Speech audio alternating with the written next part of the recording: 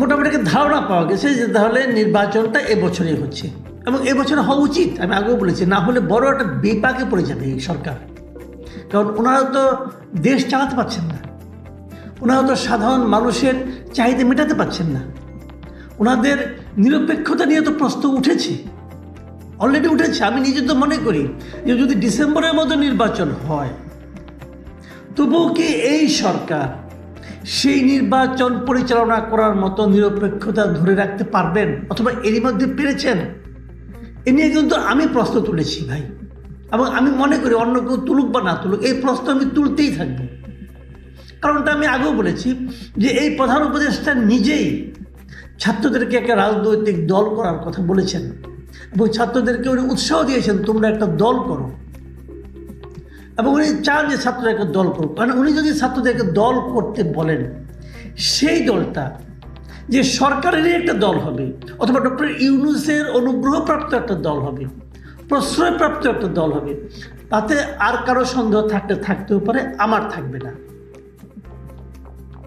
কারণ আমরা তো দেখছি এই দলের সঙ্গে যারা জড়িত হবেন বলে বলা হচ্ছে, জাতীয় নাগরিক কমিটি বলেন, বৈষম্য বিরোধী ছাত্র আন্দোলন বলেন, যাদেরকে বলেন, তারা তো সরকারের সঙ্গে খুবই ঘনিষ্ঠ অবস্থায় আছে। তারা যা বলছে সরকার তাই করে দিচ্ছে। তাদের নেতারা দেশের বিভিন্ন এলাকায় যাচ্ছেন, সেখানে তাদেরকে প্রোটোকল দেওয়া হচ্ছে। প্রশাসনের বিভিন্ন স্তরে তাদের প্রভাব দেখা যাচ্ছে। মন্ত্রণালয়ের বিভিন্ন কমিটিতে এই ছাত্ররা জায়গা পাচ্ছে। তো এটা তো সরকারেরই পার্ট। এখন এই সরকার যদি নির্বাচন পরিচালনা করে, সেটি কি করে নিরপেক্ষ হবে বলে আমি বুঝতে পারি না। বরঞ্চ তত্ত্বাবধায়ক সরকারের যে কনসেপ্টটা এতদিন বিভিন্ন রাজনৈতিক দলের মধ্যে উচ্চারিত হতো, সেই কনসেপ্টের তো সুস্পষ্ট লঙ্ঘন আমি ডক্টর ইউনূস এবং তার সরকারের মধ্যে দেখতে পাচ্ছি। আরেকটা কথা বলি, এই সরকারের 3 জন উপদেষ্টা, ছাত্র উপদেষ্টা আছে। এদের মধ্যে নাহিদ ইসলাম, উনি যে নতুন ছাত্রদের যে দলটা হচ্ছে সেই দলের প্রধান হবেন, সেটা এরই মধ্যে মোটামুটি স্পষ্ট হয়ে গেছে। একাধিক পত্রিকার নিউজে আমি দেখলাম যে নাহিদ ইসলামই হচ্ছে নতুন দলের প্রধান।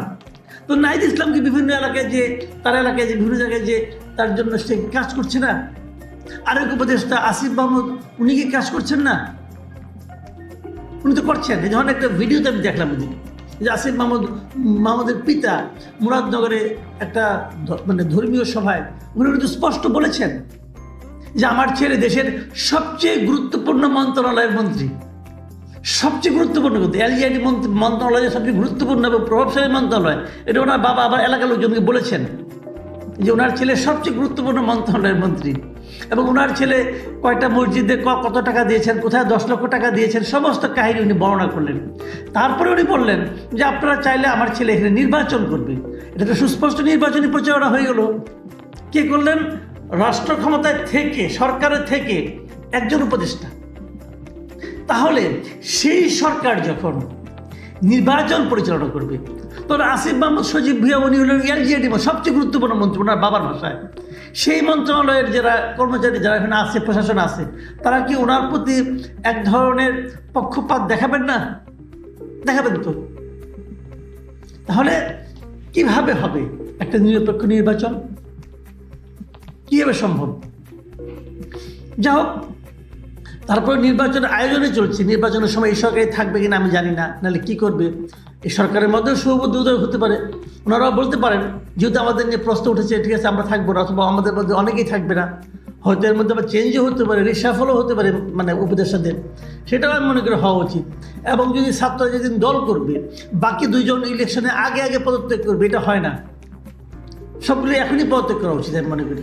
তাহলে হয়তো কিছুটা মুখ রক্ষা হতেও পারে। নতুনত্ব আমি কোনো পথ দেখি না। তারপরে আমি আবারও বলবো যে ডিসেম্বরে নির্বাচন হওয়াটার সিদ্ধান্ত যেটা সরকার নিয়েছে, যদি নিয়ে থাকে, ফখরুল ইসলাম আলমগীর নিশ্চয়ই ভুল বলবেন না, যদি নিয়ে থাকে, তাহলে আমি মনে করি সরকারের জন্য এটা একটা শুভ বুদ্ধির পরিচয় ওনারা দিয়েছেন। আর একটু আগে হলে ভালো হতো। আমার পরিচয় অক্টোবরে হওয়া উচিত ছিল। অক্টোবর হলে সব দিক দিয়ে ভালো হতো। যদি আপনি ডিসেম্বর পর্যন্ত টেনে নিয়ে গেছেন, যদি সেখানে হয়, সেটা আমি মনে করি অতি উত্তম হবে। এবং আমি এর সঙ্গে এটাও মনে করি রাজনৈতিক দলগুলোর উচিত সেই নির্বাচনে তারা কিভাবে অংশ নেবেন, জনগণের কাছে কী প্রতিশ্রুতি দিবেন, সেগুলো খোলামেলাভাবে বলা।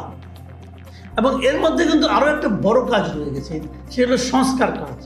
সরকারের অলরেডি এর মধ্যে 6টা সংস্কার কমিশন তাদের পূর্ণাঙ্গ রিপোর্ট দিয়েছে, সেগুলো পাবলিক ডোমেইনে প্রকাশ করা হয়েছে। এটা আমি খুবই পজিটিভলি নিয়েছি এবং আমি মনে করি সরকার একটা ভালো কাজ করেছে। সাধারণ মানুষ যারা আছে তারা ইচ্ছা করে সেখানে যে থরোরিটিগুলো দেখতে পারে, ডাউনলোড করে নিতে পারে, ওপেন আছে একদম। আমি নিজেও ডাউনলোড করে নিয়েছি, আমি পড়ছি। আমি ইনশাল্লাহ যদি সময় পাই এরপর আমি প্রত্যেকটা সংস্কার কমিশনের রিপোর্ট নিয়ে আলোচনা করার চেষ্টা করব। সেটা তো হচ্ছে, এবং এগুলো নিয়ে তারা তো পলিটিক্যাল লিডারদের সঙ্গে বসবেন। পলিটিক্যাল লিডাররা কীভাবে রিয়েক্ট করেন, তারা কী প্রস্তাব দেন, সেই প্রস্তাবের বিরুদ্ধে কোন পর্যন্ত যায় সেটাও দেখার ব্যাপার আছে। এইগুলো করে তারা নির্বাচনটা করবেন। নির্বাচন কমিশনকেও দেখলাম তারাও বেশ ইতিবাচক অবস্থানে আছেন। সেই হিসাবে একটা নির্বাচন হতে যাচ্ছে, এটা আমাদের জন্য একটা, আমি মনে করি, সুখবর। আমরা একটা গণতান্ত্রিক রাষ্ট্র পেতে যাচ্ছি। অনেকে আশঙ্কা করেছেন যে নির্বাচন হলে, একটা গণতান্ত্রিক রাষ্ট্র হলে কি সব ঠিক হয়ে যাবে? না, তা ঠিক হবে না। তবে আমি মনে করি নতুন যারা ক্ষমতায় আসবেন তারা কিন্তু এই যে সদ্য যে পতিত যে স্বৈরাচার কী করলে কি হয়, এই শিক্ষাটা তারা সেখান থেকে নেবেন। যদিও আমরা অতীতের ইতিহাস দেখেছি, ইতিহাস থেকে কেউ কখনো শিক্ষা নেয় না, তারপরে আমরা আশা করব তারা নেবেন যারা এই ক্ষমতায় আসেন।